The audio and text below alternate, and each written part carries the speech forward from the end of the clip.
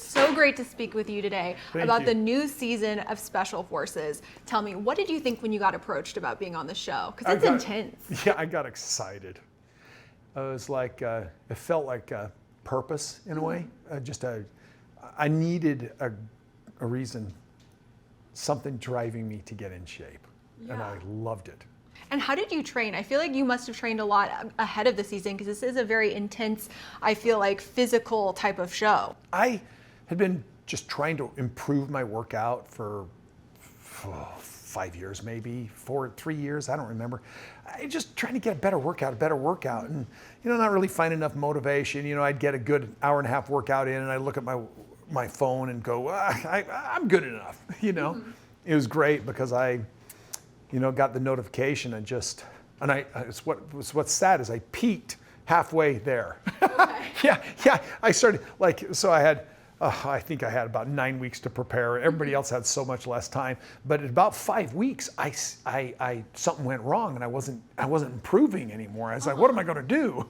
So we get a list about 5 weeks out. We get a list of things that we're supposed to prepare with, and one of them includes swimming. Oh my gosh. I live at 7,000 feet. I start swimming, and I realize that I'm in terrible shape. Swimming is a whole nother type of workout. It's like, if they're going to make me swim much, I'm going to die out there. So I better start improving my workout. So I put on a 50-pound Birkin rucksack and started hiking, swam a little bit. I was physically prepared, but I didn't think I was. Yeah. It seems like there must be a lot of challenges on the show. Was there anything that surprised you that you can tease this season? I was surprised how much brain fog I would get into the situation. I went in with all humility going, you know what, this is going to be a tough challenge. I'm not going to brag about anything that I'm going to do, because the likelihood is they will push you, they will find your weakness, they will push you to the point where you break. And that's what I was expecting. And I didn't find it physically. I found my breaking point was like more mentally. Not even emotionally. A couple times I'm sobbing, not out of the pain of the body, out of the emotional state. Yeah. But boy, there's just a few things they would tell me 10 things I had to do, and I remembered 5. Or they'd tell me 5 things to do, and I had to remember 3. It's a lot. It was a challenge in every way, and I think it was designed to find everybody's breaking point sooner or later. And can you talk about, did you form any friendships on the show? Were there any feuds that you can tease? I feel like it might be an intense environment. Yeah, it's a very intense environment. You don't feud. You don't fuel a feud in this environment. It's a team thing. Though it's a competition, it's not against each other. It's for the success of all of you. And once in a while, the DS would say, everybody or every man for himself, or it was a team thing, or everybody for themselves. But in the entire experience, you're rooting for everybody there. And they even challenge that. They find a way to emotionally challenge you by picking somebody to not be part of the group. And that was ridiculously hard. And that I didn't see coming. So I love and respect for everybody that was there, and they even had love and respect for the DS. I expected them to do what they were doing to us, but there were some surprises that almost shocked me in that they found my weakness. Now, has Robin seen the show? What was her reaction when she found out you were going to be on it? Her initial reaction was certainly like, we're going to have to talk about this. Okay. But then I think that she saw where I was going, and the fact that it is almost something I needed, that I said, we're going to have to talk about this. And she's like, no, I've already lost you to this. I'm not going to stop this from happening. Do you think she'd ever want to be on it? Can you see her being on the show? I know, maybe not. Robin, I've seen her in childbirth, so I know how tough she is, because she had children without a whimper. Okay. On the other hand, she's a very, very tender soul, and this is a very mean environment. Not against your peers, but it's an environment designed to break you, so it is cruel to you and your peers. I would never want her to be in that environment. Yeah, and you and her have such a strong bond. What do you think is the key to your long-lasting relationship? I feel like we've seen so much with you over the years with her. Vulnerability. I'm naturally vulnerable, and she loves that about me. And so I lay my burdens at her feet, and she is sweet about it. And fans did see that you were considering maybe opening up your marriage again. No, I wasn't ever considering it. Okay, so that was just a tease. It was was kind of the excitement. Like, listen, Robin and I are married. We're lovers. We have a great relationship and everything like that. And getting attention from another woman still, it's dangerous. But it's like, so I'm like, hey, sweetheart, this woman emailed me and she's like telling me that I should get back in my faith or in our religion or this kind of thing. And it was just an experience where the woman was well-meaning in every way. She was kind of telling me to sort of, from a religious perspective, she was saying sort of repent. And I'm like, I just felt like, I've been there, done that. And I'm just telling Robin because it's kind of a funny thing to discuss. And I think Robin and I have such deep ties to this polygamous culture. And we had a lot of happiness during that experience that it's hard to get it out of our systems, so to speak. And so it was simply a curiosity. We've had, both of us have been approached this way about people potentially coming into our family. And it doesn't feel very realistic to me at this point because of the trappings of fame, if you understand what I'm saying with that. That it was like, this can't be something that we could rely on, even though a couple of them were from people that were embedded most likely in the culture of plural marriage. And I wish them well, and I'm just not. And Robin and I kind of look at it and it's like, whew, well, we suffered at the end of this experience. It'd be painful to think about it again. Well, I'm glad you set the record straight on that. I also wanted to ask, what advice would you give to other people who are in plural marriages? I know that you've had an experience with that. What advice would you give to other people in similar types of relationships? I don't know if I'm the person to give relationships advice there. Be vulnerable with each other and have each other's back. My family struggled to continue to be a team. And in the erosion of our experience, the dissolving of our family, there was a tendency for all of us to blame the other person for what had happened. Everybody needs to be accountable for their part in it, and I want to be accountable for mine. And so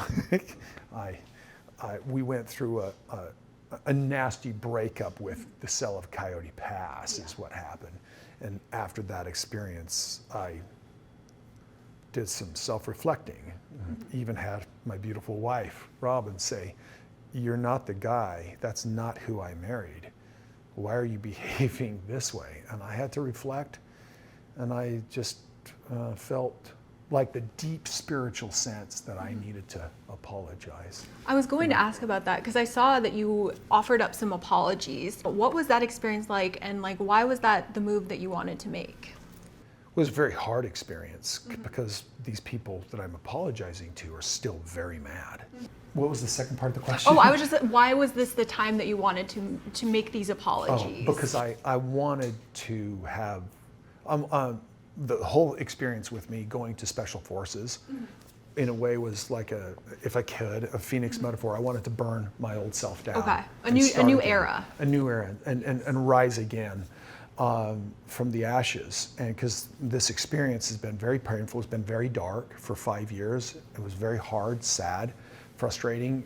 I reacted mostly in anger, which really just reflected almost like it was just completely bad behavior. And what it was just a lot of expression of pain. I was an open walking wound of emotion.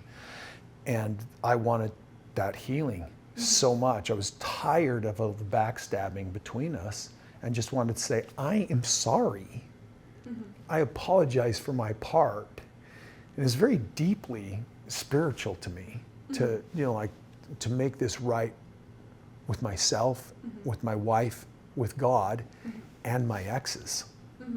Mostly, I knew that it had to start with the exes, though. It's like, let's set them free with forgiveness, basically. Like if I apologize, they can forgive and be free. Yes. Are you hopeful that maybe you could have a friendship with any of them in the future? Or are you moving on to a new chapter with Robin? Definitely a new chapter with Robin. Robin and I have plans, dreams and goals that we have that we share, and we still are raising young children together. I would like to have a friendly relationship with all my exes. I also wanted to ask, what are you hoping specifically for this new era with you and Robin? I feel like you've been through so much with her. What would you like to explore in the future with her? I don't know where we go. Robin and I are in a constant place of exploration in our relationship, in the things that have happened, and the things that we need to do for our household so that we have happiness in our household. Our specific goals are really about things in kindness and communication.